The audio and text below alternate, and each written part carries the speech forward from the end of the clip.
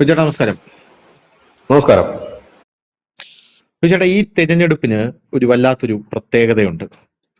അതായത് ഈ തെരഞ്ഞെടുപ്പിൽ ഈ എല്ലാ തെരഞ്ഞെടുപ്പും നമ്മൾ നോക്കുമ്പോൾ എഗെയിൻസ്റ്റ് ഒരു ഹിന്ദു വേവ് നമുക്ക് കാണാൻ സാധിക്കും. അതായത് തെരഞ്ഞെടുപ്പിന്റെ ആ ഒരു പ്രചാരണത്തിലും തെരഞ്ഞെടുപ്പിന്റെ ആ ഒരു കെട്ടിലും മട്ടിലും ഭാവത്തിലും എല്ലാം നമുക്ക് എഗെയിൻസ്റ്റ് ഒരു ഹിന്ദു വേവ്, അത് മാധ്യമങ്ങളും ഇവിടെയുള്ള സകല പാർട്ടിക്കാരും സകല നേതാക്കളും എല്ലാം കൂടെ ഉണ്ടാക്കിയെടുക്കുന്ന ഒരു കാര്യമാണ്. എസ്പെഷ്യലി 2014 ശേഷം ഈ ഒരു ഹിന്ദുത്വ, ഹിന്ദു എന്നൊക്കെ ഈ തെരഞ്ഞെടുപ്പിൽ പറഞ്ഞു കഴിഞ്ഞാൽ വലിയ പ്രശ്നമാണ്.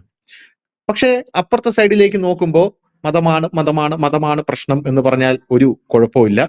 അല്ലെങ്കിൽ ഒരു മുസ്ലിം ഭൂരിപക്ഷ മേഖലയിൽ മുസ്ലിം സ്ഥാനാർത്ഥിയെ മാത്രം നിർത്തി അവർ വരികയാണ്. ഇതിനെ ആരും ചോദ്യം ചെയ്യാനായിട്ട് പോകാറില്ല. അവിടെയൊക്കെ കാര്യങ്ങളൊക്കെ വളരെ സേഫാണ്. അതൊരു ഇടത് ഇസ്ലാമിക് എക്കോസിസ്റ്റം ആയതുകൂടെ കൊണ്ടാണ് എന്നാണ് നമുക്ക് മനസ്സിലാവുന്നത്. പക്ഷെ ഈ തെരഞ്ഞെടുപ്പിൽ കാര്യങ്ങളൊക്കെ ഒരുപാട് മാറി. ഈ തെരഞ്ഞെടുപ്പിൽ ഈ ഹിന്ദു എന്ന് പറയുന്ന ആ ഒരു വലിയ ഒരു ഫോഴ്സിനെ കുറിച്ച് പല ആൾക്കാരും ചർച്ച ചെയ്യാനായിട്ട് തുടങ്ങി. ഇപ്പോ ബി ഗോപാലകൃഷ്ണന്റെ കേസ് തന്നെ എടുക്കുക. ബി ഗോപാലകൃഷ്ണന്റെ കേസിൽ പണ്ടൊക്കെ ആണെങ്കിൽ ബി ഗോപാലകൃഷ്ണൻ ഒരു ഹിന്ദു MLA എന്തുകൊണ്ട് ഗുരുവായൂർ വന്നില്ല എന്ന് ചോദിച്ചു കഴിഞ്ഞാൽ BJP-കാർ പോലും പ്രതിരോധത്തിലായി പോയോ. അങ്ങനെ ചോദിക്കാൻ എന്തിനാണ് അങ്ങനെയൊക്കെ ചോദിക്കുന്നത്? അങ്ങനെ ചോദിച്ചാൽ നമ്മൾ എന്ത് പറയും? അത് നമ്മളൊരു മതേതര രാജ്യമല്ലേ, ജനാധിപത്യം എന്നൊക്കെ പറയും. പക്ഷെ ഇപ്പൊ അങ്ങനെയല്ല.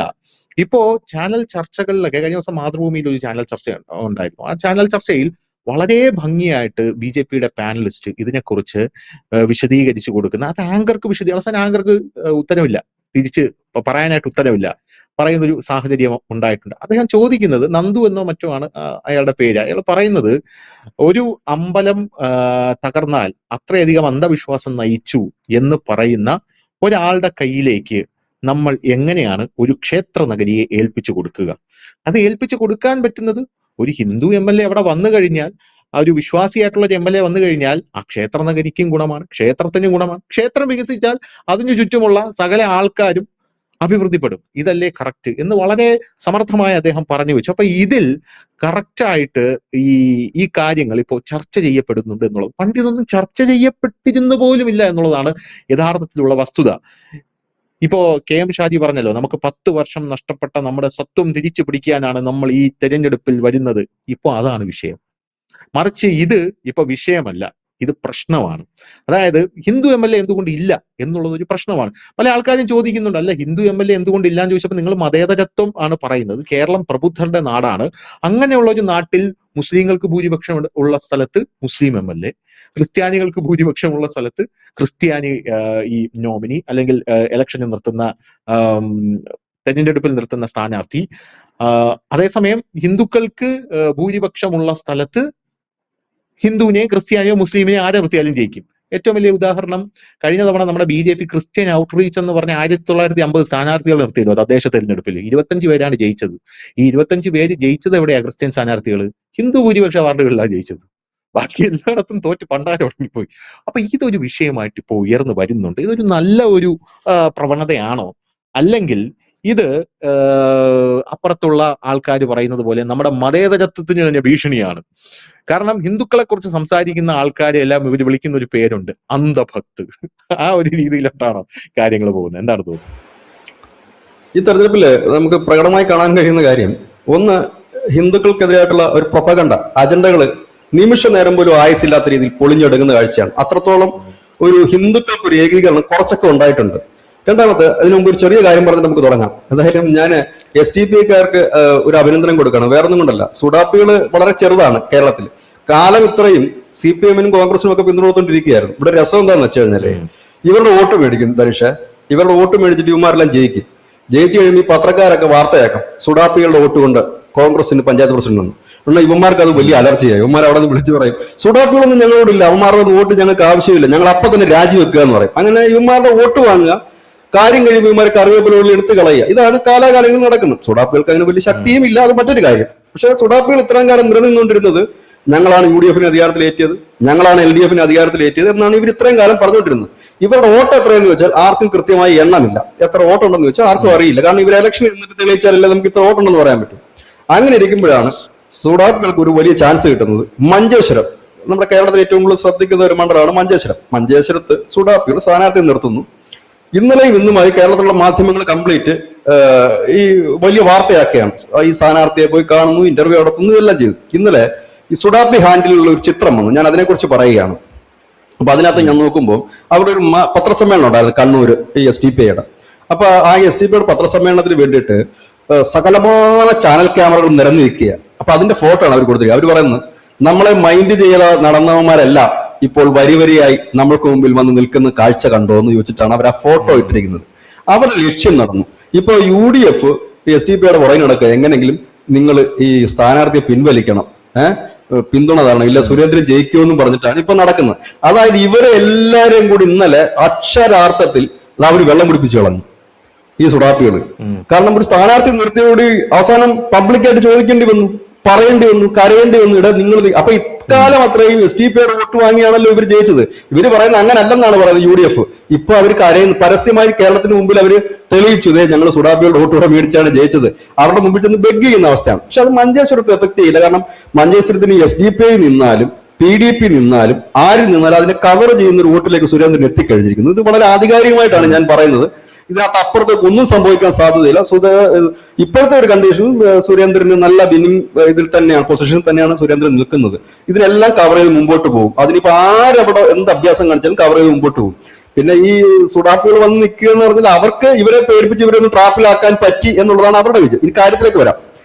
ഇത് ധനുഷ പറഞ്ഞത് ശരിയാണ്. കഴിഞ്ഞ കാല തെരഞ്ഞെടുപ്പുകളിലെല്ലാം ഈ പറയുന്ന BJPക്കെതിരെ ഏറ്റവും കൂടുതൽ ഉപയോഗിക്കുന്ന വാക്ക് വർഗീയതയാണ്. ഹിന്ദു വർഗീയ പ്രാന്തന്മാർ, വർഗീയത, ചാണകം. ഇത്തവണ അങ്ങനെ പറയുന്ന ഹാൻഡിലുകളെല്ലാം നിമിഷ നേരം കൊണ്ടാണ് പൊളിഞ്ഞടുങ്ങി പോകുന്നത്. കാരണം അതിന് യാതൊരുവിധ സ്വീകാര്യതയും കിട്ടുന്നില്ല. ഒന്നാമത്തെ ഉദാഹരണം ശ്രീമാൻ B. ഗോപാലകൃഷ്ണൻ അദ്ദേഹം പറഞ്ഞത്, ഒരു ഹിന്ദു MLA അദ്ദേഹം പറഞ്ഞതിൽ എന്താണ് ഒരു തെറ്റെന്ന് എനിക്ക് ഇപ്പോഴും മനസ്സിലാകുന്നില്ല. മതമാണ് മതമാണ് മതമാണ് വലുതെന്നും പറഞ്ഞിട്ട് നിൽക്കുന്ന ഒരു പാർട്ടിയാണ് മുസ്ലിം ലീഗ്. പറയുന്നത് മഞ്ചേശ്വരത്ത് വർഗീയത തോൽപ്പിക്കാൻ മുസ്ലിം ലീഗിന് വോട്ട് ചെയ്യാൻ എന്തൊരു കോമഡിയാണത്. CPM വോട്ട് ചെയ്യാൻ പറയാം, കോൺഗ്രസിന് വോട്ട് ചെയ്യാം എന്ന് പറയാം, പക്ഷെ മുസ്ലിം ലീഗിന്, കാരണം ആ മതത്തിന് വേണ്ടി മാത്രം രൂപം കൊണ്ടിട്ടുള്ള ഒരു പാർട്ടിയാണ്. അതായത് BJPയെ തോൽപ്പിക്കാനായിട്ട് രാജ്യത്തെ തന്നെ ഏറ്റവും വലിയ മതേതര പാർട്ടി BJP ആണെന്നാണ് ഞാൻ കരുതുന്നത്. കാരണം 20 സംസ്ഥാനങ്ങളില്ലെങ്കിൽ അവർ ഭരിക്കത്തില്ലല്ലോ. ആ ഒരു പാർട്ടിയെ തോൽപ്പിക്കാനായിട്ട് മുസ്ലിം ലീഗിനെ ജയിപ്പിക്കുക, അത് ഞമ്മന്റെ പാർട്ടിയെ ജയിപ്പിക്കൂ എന്നാണ് പറയുന്നത്. അവിടെ ഗോപാലകൃഷ്ണൻ പറഞ്ഞതിൽ എന്താണ് തെറ്റെന്ന് എനിക്ക് ഇപ്പോഴും മനസ്സിലാകുന്നില്ല. അദ്ദേഹം പറഞ്ഞത് ശരിയല്ലേ, 100% ശരിയല്ലേ. ആ ക്ഷേത്ര നഗരിയിൽ എന്തെങ്കിലും ഒരു പുരോഗമനം ഉണ്ടായിരുന്നു, ഒരു വികസനം ഉണ്ടായിരുന്നു, ഒന്നും ഉണ്ടായിട്ടില്ല. അപ്പോൾ എന്ത് പറ്റി? ഇപ്പോൾ അത് മരിച്ചോണ്ട് ഇപ്പൊ അത് ചർച്ച ചെയ്യണമെന്ന് തീരുമാനിച്ചു കോൺഗ്രസ്. ഈ LDF അത് തൊട്ടിട്ടില്ല. LDFന് കാര്യം മനസ്സിലായി, തൊട്ട് കഴിഞ്ഞാൽ പണി പാടും എന്നുള്ളത്. ഒന്നാമത് ഇപ്പൊ ഹിന്ദുക്കളുടെ വോട്ട് കൊണ്ടാണ് അത്യാവശ്യം എവിടെയെങ്കിലും ഒക്കെ പിടിച്ചത്, ഇനി അതുകൂടെ പോകും. അതുകൊണ്ട് അതിനകത്ത് അവർ തൊട്ടില്ല. കോൺഗ്രസ് ഒന്ന് കത്തിക്കാൻ നോക്കിയപ്പോൾ കോൺഗ്രസിന്റെ ബഹുഭൂരിപക്ഷം നേതാക്കന്മാർ അതിൽ നിന്ന് വിട്ടുനിന്നു. സുഡാപ്പിയിലും ലീഗുകാരങ്ങളാണ് അത് കത്തിക്കാൻ ശ്രമിച്ചത്. അപ്പോഴാണ് കണക്കുകൾ പുറത്തു വന്നത്. 4 വരെ ഗുരുവായൂർ രൂപീകരിച്ചിട്ട്, ആ മണ്ഡലം രൂപീകരിച്ചിട്ട് ഒരേ ഒരു തവണ മാത്രമാണ് അവിടെ ഒരു ഹിന്ദു MLA വന്നിട്ടുള്ളത്. ബാക്കി ബഹുഭൂരിപക്ഷ സമയം മുസ്ലിം MLAകളാണ് അവിടെ വന്നിരിക്കുന്നത്. അപ്പം അവർ വരുന്നുണ്ട് കുഴപ്പമില്ല, മുസ്ലിം MLA വരുന്നുണ്ട്, ക്രിസ്ത്യൻ MLA വരുന്നുണ്ട്, കുഴപ്പമില്ല. പക്ഷെ ആ മണ്ഡലത്തിന് എന്ത് ഗുണമാണ് ഉണ്ടായത്? ആ ക്ഷേത്ര നഗരിക്ക് എന്ത് ഗുണമാണ് ഉണ്ടായത്? പൊട്ടിപ്പൊളിഞ്ഞ റോഡല്ലായിരുന്നു നാളിതുവരെ അവിടെ ഉണ്ടായിരുന്നത്. അവിടെ ഏതെങ്കിലും നല്ല സ്ഥാപനങ്ങളോ കടകളോ ഒന്നും ഉണ്ടായിരുന്നത്? നമുക്ക് അവിടെ പോയി കഴിഞ്ഞാൽ വിഷമം തോന്നുന്ന ഒരുപാട് കാര്യങ്ങൾ അവിടെ ഉണ്ട്. അതെല്ലാം അവിടെ സംഭവിച്ചപ്പോൾ സ്വാഭാവികമായി B. ഗോപാലകൃഷ്ണനെ പോലെ ഒരു നേതാവെങ്കിലും അത് കുറഞ്ഞ പക്ഷം ചോദിക്കേണ്ടതല്ലേ? അദ്ദേഹം അത് ചോദിച്ചു. വലിയ സ്വീകാര്യതയാണ് അദ്ദേഹത്തിന് ചോദ്യത്തിന് കിട്ടിയത്. അദ്ദേഹത്തിനെതിരെ ആരെന്ത് പറഞ്ഞു കഴിഞ്ഞാലും അതിന്റെ പേരിൽ തന്നെ അദ്ദേഹത്തിന് കുറച്ച് വോട്ട് കിട്ടും, ഉറപ്പുള്ള കാര്യമാണ്. രണ്ടാമതൊരു കാര്യം ശ്രദ്ധിച്ചാൽ മനസ്സിലായി. ഇന്നലെ അഘോരികൾ തിരുവനന്തപുരത്ത് വന്ന് അവർ കന്യാകുമാരിക്ക് പോകുന്ന വഴിക്ക് വെച്ച് രാജീവ് ചന്ദ്രശേഖരനെ കണ്ടു. വണ്ടി അവിടെ നിർത്തി. വന്നിട്ട് പറഞ്ഞു, ഞങ്ങളെ യോഗി വിട്ടിരിക്കുന്നതാണ് നിങ്ങളുടെ പ്രചരണത്തിന് വേണ്ടിയിട്ട്. സ്വാഭാവികമായ അഘോരികളെ കുറിച്ച് കൂടുതൽ വിവരങ്ങളൊന്നും നമ്മുടെ കേരളത്തിലെ ആളുകൾക്ക് അറിയത്തില്ല. നമുക്കറിയാം, വാരണാസിയിലൊക്കെ പോയ ഒരുപാട് അഘോരികളുണ്ട്, പല വേഷത്തിലും ഭാവത്തിലും ഒക്കെ ഉള്ള അഘോരികളുണ്ട്. പലതും പറയുന്നവരാണ് അവര്. അതിനകത്ത് ഒറിജിനൽ അഘോരികളൊന്നും ഇങ്ങനെ ഇത്തരത്തിൽ എല്ലാവരും ആ ടൈപ്പ് തന്നെയാണ് എങ്കിൽ പോലും ഇദ്ദേഹം പറയുന്നു. ഉടനെ തന്നെ ഇദ്ദേഹം സംസാരിക്കുന്നു. ശരി എന്ന് പറഞ്ഞു ഒരു 500 രൂപയും ഡീസൽ അടിക്കാൻ കൊടുക്കുന്നു. ഇവിടെ ഈ അഘോരികൾ വന്നതിന് വലിയ ഹൈലൈറ്റ് ചെയ്യാൻ CPMലെ ശിവൻകുട്ടി മാത്രമേ ശ്രമിച്ചുള്ളൂ. അദ്ദേഹം പറഞ്ഞു സ്കൂൾ കുട്ടികളൊക്കെ പേടിക്കും എന്നൊക്കെ പറഞ്ഞ് അത്രയും മാത്രമേ നിർത്തിയുള്ളൂ. കോൺഗ്രസ്സുകാരല്ല. ഈ 2 സംഭവത്തിലും ഇസ്ലാമിസ്റ്റുകളാണ്, ഈ പൊളിറ്റിക്കൽ ഇസ്ലാമാണ് ഇതിനെ വാർത്തയാക്കാൻ ശ്രമിച്ചത്. ഈ അഘോരികളുടെ വാർത്ത കൊണ്ടുവന്നപ്പോഴത്തേനും പഴയതുപോലെ വാരി വരും. അവര് കരുതിയത് വലിയ പിന്തുണ ഞങ്ങളുടെ വാർത്തയ്ക്ക് കിട്ടും, ഇല്ലെങ്കിൽ ഞങ്ങളുടെ പോസ്റ്റുകൾക്ക് കിട്ടും, താഴെ വന്ന് മതേതര ഹിന്ദുക്കളെല്ലാം കൂടെ മെഴുകുമെന്ന് കരുതി. ഒരുത്തരും മെഴുകാൻ പോയില്ല. പകരം ചിലരൊക്കെ അമ്മമാർ ക്ലാസ് എടുക്കുന്നുണ്ട്. സ്വാഭാവികമായിട്ട് അഘോരികളുടെ വേഷം അത് അങ്ങനെയാണ്. ഇത് ഞാനൊരു കാര്യം ചോദിച്ചിട്ട്, ഈ അഘോരികളെ മാറ്റി നിർത്തുക. ഈ രാജീവ് ചന്ദ്രശേഖർ എന്ന് പറഞ്ഞ വ്യക്തി ബിഷപ്പിനെ കണ്ടിട്ടില്ലേ? ബിഷപ്പ് ഒരു മതനേതാവല്ലേ? എന്തേ വല്ല ബുദ്ധിമുട്ടുണ്ടോ? ഇമാമുമാരെ കണ്ടിട്ടില്ലേ? ഇല്ലേ? അതും അഘോരിയൊക്കെ തമ്മിൽ എന്താ വ്യത്യാസമുള്ളത്? ഒരു വ്യത്യാസവുമില്ല. ഇവരുടെ മതത്തിന്റെ മതാധ്യക്ഷന്മാരാണെങ്കിൽ അഘോരിയുടെ അഘാടകളുടെ അംഗങ്ങളാണ്, നേതാക്കന്മാർ. എന്താണ് തെറ്റ്? ദിഗംബര സ്വാമി, അതായത് വസ്ത്രമില്ലാത്ത സ്വാമിയൊക്കെ സോണിയാഗാന്ധി പോയില്ലേ, രാഹുൽ ഗാന്ധി പോയില്ലേ, ഇന്ദിരാഗാന്ധി പോയില്ലേ? ആ ചന്ദ്രസ്വാമി എന്നാണ് ആ സ്വാമിയുടെ പേര്. ആ സ്വാമി ഈ മരത്തിന്റെ മുകളിൽ മറ്റേ ഇത് കെട്ടിയിട്ട് കൂടെ എന്തോ തട്ട് കെട്ടി അതിനകത്തിരിക്കുന്നതാണ്. അവിടെ പോയി, അതായത് ദിഗംബരനാണ്. അവിടെ പോയി ഇന്ദിരാഗാന്ധി പ്രാർത്ഥിക്കുന്ന പിക്ചർ ഇപ്പോഴും പിന്നെ ഗൂഗിൾ അവൈലബിൾ ആണ്. അങ്ങനെ എത്ര സംഭവം. സ്വാഭാവികമായിട്ട് രാഷ്ട്രീയ നേതാക്കൾക്ക് ആരെയും തള്ളിക്കളയാൻ കഴിയുന്നില്ല. എന്നിട്ട് എന്ത്, ഈ അഘോരി വന്നു, ഇനിയിപ്പോ കേരളം അഘോരി വഴി ആക്കുകയാണ്, മറ്റേതാണ് പറഞ്ഞു. ഒരാളും ഇതിനെയൊന്നും. ഞാൻ ഈ അടുത്ത് കണ്ടിരിക്കുന്ന ഏറ്റവും മികച്ച ഒരു കാര്യം, ഈ സോഷ്യൽ പേജുകളിലെ സോഷ്യൽ മീഡിയയിലെ സംഘികൾ കുറച്ചുകൂടെ ബുദ്ധി വെച്ചിട്ടുണ്ട്. ഇവർ നൈസായിട്ട് ആണ് ഇപ്പോൾ പോകുന്നത്. നൈസായിട്ട് പലരെ ഒഴിവാക്കിയ അതിനൊരു ഉദാഹരണം ഞാൻ പറഞ്ഞുതരാം. ഈ കുറച്ചു നാൾക്ക് മുമ്പ് കുറച്ച് ഹിന്ദു വിരുദ്ധ അജണ്ടകളുമായിട്ട് കുറെ സാധനങ്ങൾ തിരികെ കിട്ടിയിട്ടൊരു സിനിമ വന്നു. ഹാലെന്നോ മറ്റോ ആണ് ആ സിനിമയുടെ പേരെന്നാണ് ഞാൻ ഓർക്കുന്നത്. ഹാൽ. അതിനകത്ത് മറ്റേ ഷൈൻ നിഗം എന്ന് പറയുന്ന അബിയുടെ മകൻ നായകനായിട്ടൊരു പടമാണ്. അപ്പൊ അതിനകത്ത് വന്നു കഴിഞ്ഞപ്പോൾ തന്നെ ഈ പടം വിവാദമാകുകയാണ്. ഭഗവത്ധ്വജം കാണിച്ചതിന്റെ പേരിൽ എഡിറ്റ് ചെയ്യുന്നു, പിന്നെ ബീഫ് കഴിക്കുന്നു എന്നൊക്കെ പറഞ്ഞ് ഈ സിനിമാക്കാർ തന്നെ ഒരു PR വർക്ക് ഉണ്ടാക്കി വിടുകയാണ് ഈ പടത്തെ. കാരണം ഈ ചെറുക്കന്റെ പടം ഈ അടുത്ത കാലത്തൊന്നും ക്ലച്ച് പിടിച്ചിട്ടില്ല. മുമ്പ് പഴയ അങ്ങോട്ട് ഹിറ്റുകളേ ഉള്ളൂ. മറ്റേ ഈ ധനുഷിന് അറിയാം നടനെ, മറ്റേ ഇത് കുമ്പളങ്ങി നൈറ്റ്സിലൊക്കെ അഭിനയിച്ച പയ്യനാ. അപ്പൊ ആ നടൻ അവിടെ പടം ഈ അടുത്തൊന്നും ഹിറ്റാക്കി. അപ്പൊ ഇത് ഹിറ്റാക്കി എടുക്കാൻ വേണ്ടിയിട്ട് ഒരു പ്രൊപ്പഗൻഡ സുറാപ്പുകളെല്ലാം കൂടെ അറേഞ്ച് ചെയ്ത് ഇറക്കിയതാണ്. പക്ഷെ സംഘികൾ ബുദ്ധിപൂർവ്വം മൈൻഡ് ചെയ്തില്ല. അതില് മൈൻഡ് ചെയ്യാതെ വന്നപ്പോ എന്തോ ആ പടം പെട്ടിയിലായെന്ന് മാത്രമല്ല, പടം എവിടൊക്കെ ഓടിയെന്ന് പോലും ആർക്കും അറിയത്തില്ല. പടത്തിന് യാതൊരു ഇതും കിട്ടിയില്ല, പോയി. അതായത് സിനിമാ താരങ്ങൾ മറ്റുള്ളവർ പറഞ്ഞ് കൊത്താറില്ല ഇപ്പോൾ. അതായത് ഈ അഘോരികൾ വന്നു, ഇതെടുത്ത് ഇടുന്നത് എന്തിനാണെന്നറിയാവോ? ഇതിൽ ചർച്ച നടത്തണം, വലിയൊരു തല്ലുണ്ടാകും. എന്താണ് എയറിൽ നിർത്തണം ഈ സാധനം. ഓൺ എയറിൽ നിർത്തിക്കഴിഞ്ഞാലേ പ്രയോജനം ഉണ്ടാവും. പക്ഷെ ഇതിനകത്ത് സംഖ്യകൾ കൊത്താറില്ല. അവർ കുറച്ചുകൂടെ ഒക്കെ ഇന്റലിജൻസ് പവർ അവർക്ക് പവർ കൂടിയിട്ടുണ്ട്. അതുകൊണ്ട് അവർ ഇങ്ങനെയുള്ള സാധനങ്ങളിലൊന്നും കയറി കൈ കൊടുക്കാറില്ല. പണ്ടായിരുന്നെങ്കിൽ അവർ ഒരു ഏണി വെച്ചാൽ അതിനകത്ത്. ഇപ്പൊ അവരത് ചെയ്യാറില്ല. മൈൻഡ് ചെയ്യാതെ വിട്ടേക്ക പോലെ ഏതൊരു വഴി കൂടെ ഒക്കെ പോകുന്നു, ഏതെങ്കിലും വിട്ടിട്ട് പോകുന്നു പറയും. അതേ കണക്ക് സാധനം അവർ അവരുടേതായ ലക്ഷ്യത്തിൽ മാത്രം കോൺസെൻട്രേറ്റ് ചെയ്യുന്നതുകൊണ്ട് ഇതുകൾക്കുള്ള ഏടാകൂടങ്ങളൊന്നും ഇവർ ഒപ്പിച്ചിട്ട് ഏൽക്കുന്നില്ല. അത് മാത്രമല്ല, ആ അഘോരി വന്നപ്പോൾ ഞാൻ അറിയാൻ കഴിഞ്ഞത്, തിരുവനന്തപുരത്ത് അഘോരി വന്നു കഴിഞ്ഞപ്പോഴേക്കും ഒരുപാട് പേര് ഹൈന്ദവ വിശ്വാസികൾ ഈ അഘോരി എടുത്ത് പോയി അനുഗ്രഹം വാങ്ങിക്കാനായി ചെന്നിരുന്നു എന്നാണ്. ചിലരൊക്കെ അവരുടെ പ്രൈവറ്റ് ആയിട്ടുള്ള ചില ക്ഷേത്രക്കാർ ചെന്നിട്ട് ഞങ്ങളുടെ ക്ഷേത്രത്തിൽ വരണം ഈ അഘോരിയെ ക്ഷണിക്കുന്നു എന്നാണ് ഞാൻ അറിഞ്ഞത്. അപ്പോൾ ഇതിൽ നിന്ന് മനസ്സിലാക്കാൻ കഴിയുന്ന ഒരു കാര്യം എന്താണ്, ഒരു വലിയ വിശ്വാസം രൂപപ്പെട്ടു വന്നിരിക്കുന്നു. ഈ നന്ദഗോവിന്ദൻ ഭജൻസ് വന്നപ്പോൾ അതിനെതിരെ വലിയ ഒരു ഹേറ്റ് ക്യാമ്പയിൻ ഇവിടെ തുടങ്ങിയിരുന്നു. അവർ RSSന്റെ ആണ് മറ്റേന്ന്. കഴിഞ്ഞ ദിവസം ഞാൻ അമ്മയുടെ പരിപാടിയുടെ വീഡിയോ കണ്ടു. എന്തോ ഒരാളാണ് വരുന്നത്. ഇവര് മാത്രമല്ല, ഈ ഭജൻസ് മാത്രമല്ല, വേറെ കുറച്ച് പെൺകുട്ടികൾ ഇറങ്ങിയിട്ടുണ്ട് ഇപ്പം ഈ ഭജൻസുമായിട്ട്. അവരുടെ പരിപാടിക്ക് എന്താ ആളുകൾ, കൊച്ചുകുട്ടികളാണ് ഇവര്, എന്തോ ആൾക്കാരാണിത്. എന്തിനേറെ പറയുന്നു, നമ്മുടെ ഇവിടുത്തെ ആലോഷി പോലും താഴെ ചമ്പറം മടഞ്ഞിരുന്ന് രാധവൻ പ്രേമത്തോടാണോ എന്ന് പാടേണ്ടി വന്നില്ലേ? കഞ്ഞി കുടിക്കണേ അത് പാടേണ്ട അവസ്ഥ അലോഷിക്ക് വന്നു. വിപ്ലവഗാനങ്ങൾ മാത്രം പാടിയിരുന്ന അലോഷി ഇന്ന് അത് പാടേണ്ട അവസ്ഥ വന്നില്ലേ? അപ്പൊ വലിയൊരു മൂവ്മെന്റ്, വലിയൊരു ചലനം ഈ കേരളത്തിൽ നടക്കുന്നുണ്ട്. അതുകൊണ്ടാണ് ഇത്തവണത്തെ തെരഞ്ഞെടുപ്പിൽ ഈ BJP വർഗീയവാദികൾ ഇല്ലെങ്കിൽ ചാണകം അങ്ങനെയുള്ളൊരു സാധനത്തിലേക്ക് അവരിപ്പോ വരുന്നില്ല. ഇപ്പൊ അവരുടെ ഏറ്റവും വലിയ പേര് BJP എത്ര സീറ്റ് നേടുമെന്നാണ്. പക്ഷേ ഈ തെരഞ്ഞെടുപ്പിൽ ഞാനൊരു പ്രവചനം കൂടെ നടത്തുന്നു. ഞാനൊരു വലിയ കാര്യം കൂടെ പറയാം. ഈ തെരഞ്ഞെടുപ്പിൽ BJPക്ക് നിയമം മാത്രമേ കിട്ടുകയുള്ളെങ്കിൽ അതുകൊണ്ട് BJPയുടെ കേരളത്തിൽ ഒരു പ്രവർത്തകനും സന്തോഷം ഉണ്ടാകത്തില്ല, നിരാശയായിരിക്കും. അവർ ഭയങ്കരമായി പൊട്ടിത്തെറിക്കും. കാരണം ഇത് ഞാൻ പറയാൻ കാരണം, 10-30 വർഷം മുമ്പ് കേരളത്തിൽ ഏതെങ്കിലും ഒരു പഞ്ചായത്തിൽ മെമ്പർ വേണമെന്നായിരുന്നു ഏറ്റവും വലിയ ആഗ്രഹം. ഒരെങ്കിലും അപ്പൊ എപ്പോഴും പേപ്പർ എടുത്തിട്ട് നോക്കും ആരെങ്കിലും ഒരു മെമ്പർ ഉണ്ടോ. അങ്ങനെ ഇരിക്കുമ്പോൾ ഒരു ടീച്ചർ ഇവിടെ, എനിക്ക് തോന്നുന്നു കോട്ടയം, പേര് ഞാൻ മറന്നു, ആ ടീച്ചറാണ് നമ്മുടെ ആദ്യത്തെ കേരളത്തിൽ BJPയുടെ മെമ്പറായിട്ട് വന്ന പഞ്ചായത്തില്. അപ്പൊ അങ്ങനെ വന്നിങ്ങനെ ആഗ്രഹിച്ചിട്ടുണ്ട്. പിന്നെ നമ്മൾ നിയമസഭയിൽ ഒരാളെങ്കിലും ജയിച്ചു വന്നിരുന്നെങ്കിൽ എന്ന് ആഗ്രഹിച്ചിട്ടുണ്ട്. ഇപ്പോഴത് മാറിയിട്ട് എന്റെ പൊന്നു മനുഷ്യ ഭരണം പിടിക്കുക എന്നൊക്കെയാണ് ഇപ്പം ഈ പ്രവർത്തകർ അത്രത്തേലുള്ളൊരു. കാരണം അവർക്ക് എന്തുകൊണ്ടാണ് ആ വിശ്വാസം കിട്ടിയതെന്ന് വെച്ചാൽ അവരറിയാതെ തന്നെ അവരിലേക്ക് വലിയൊരു ഒഴുക്ക്, വലിയൊരു ശക്തി. അതായത് ഒരു കാര്യം വളരെ വ്യക്തമാണ്, ജയിക്കുമെന്ന് ഉറപ്പുള്ള BJP സ്ഥാനാർത്ഥികൾക്ക് വോട്ട് ചെയ്യാൻ ഒരു വലിയ വിഭാഗം വരുന്നു. ഇതാണ് അവരുടെ ഉറപ്പ്.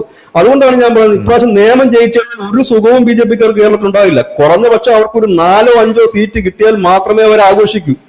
നിയമം കിട്ടിയാൽ അവർ ആഘോഷിക്കുന്നത് മനുഷ്യൻ നോക്കൂ. കുറഞ്ഞ പക്ഷം ഒരു 4 സീറ്റ് കിട്ടിക്കഴിഞ്ഞാൽ അവർക്ക് ആഘോഷവും സന്തോഷം വരും. കാരണം അത്രത്തോളം മാറി, അവരുടെ റേഞ്ച് മാറി, അവരുടെ സ്വപ്നങ്ങൾ മാറി, അവരുടെ ചിന്തകൾ മാറി. ഇതാണ് ഞാൻ പറയുന്നത്. അതെന്തുകൊണ്ടാണ്? അത് കേരളത്തിലൊക്കെ ഒരു മൂവ്മെന്റ് കൊണ്ടാണ്. ആ മൂവ്മെന്റ് ആണ് പൊളിഞ്ഞെടുക്കുന്നത്. അതുകൊണ്ടാണ് BJPക്കെതിരെ ഒന്നും പറയാത്ത അവസ്ഥ. ശ്രദ്ധിച്ചാൽ മനസ്സിലാകും, സോഷ്യൽ മീഡിയ ശ്രദ്ധിക്കുന്ന ഒരാൾക്ക് മനസ്സിലാകും. ഈ തെരഞ്ഞെടുപ്പിൽ BJP-യെ UDF-ഉം LDF-ഉം വലിയ രീതിയിൽ അറ്റാക്ക് ചെയ്യുന്നില്ല. കാരണം BJP അറ്റാക്ക് ചെയ്യണമെങ്കിൽ അവർക്ക് ഏത് വാക്ക് ഉപയോഗിക്കണം? ഹിന്ദു വർഗീയത എന്ന് ഉപയോഗിക്കണം. ഹിന്ദു വർഗീയത എന്ന് ഉപയോഗിച്ചു കഴിഞ്ഞാൽ മുമ്പ് BJP-ക്കാർക്ക് മാത്രമേ വിഷമം ഉണ്ടാകത്തുള്ളായിരുന്നു.